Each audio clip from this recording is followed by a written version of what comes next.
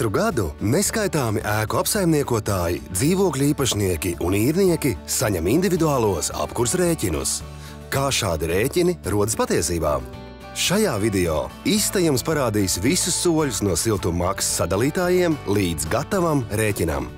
Lai apkurs izmaksas uz visiem īrniekiem sadalītu taisnīgi, ISTA servisa partneris dzīvokļos uzstāda siltuma maksas sadalītājus.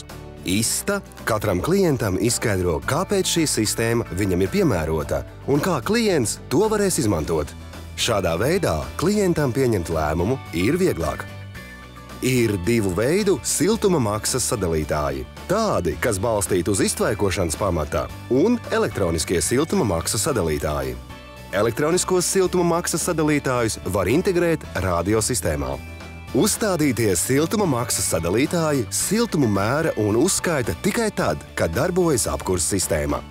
Datu nolasīšanu ir iespējams veikt dažādos veidos.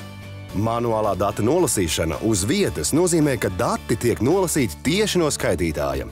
ISTA piedāvā pilnībā automātisku attālināto datu nolasīšanas servisu. Iekļūt dzīvoklī vai kāpņu telpā vairs nav nepieciešams. Katrs skaitītājs tiek integrēts vienotā radiotīklā, un visi patēriņa dati vienlaicīgi, izmantojot komunikācijas moduli, kas atrodas ēkā, nonāk ISTA serverī tālākai apstrādei. Datu nolasīšana ir paveikta. Lai ISTA sagatavotu individuālos rēķinus par siltuma patēriņu, ēkas apsaimniekotājam ir tikai jānosūta informācija par apkurs izmaksām. Vienkāršs fakts. Katrs iedzīvotājs zina, ka viņš maksā tikai par to, ko ir patērējis. Ja klients izmanto ISTA radio nolasīšanas servisu, bez parastiem patēriņa datiem viņš savā profīlā internetā saņem arī patērēto datu analīzi. Piemēram, cik daudz ir iekonomēts salīdzinot ar iepriekšējo mēnesi vai ar iepriekšējo gadu.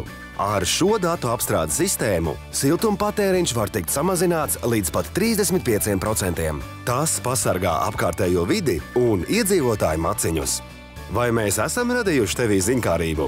Vairāk informācijas meklē pie ISTA partneri Latvijā, RK birojas vai www.ista.de.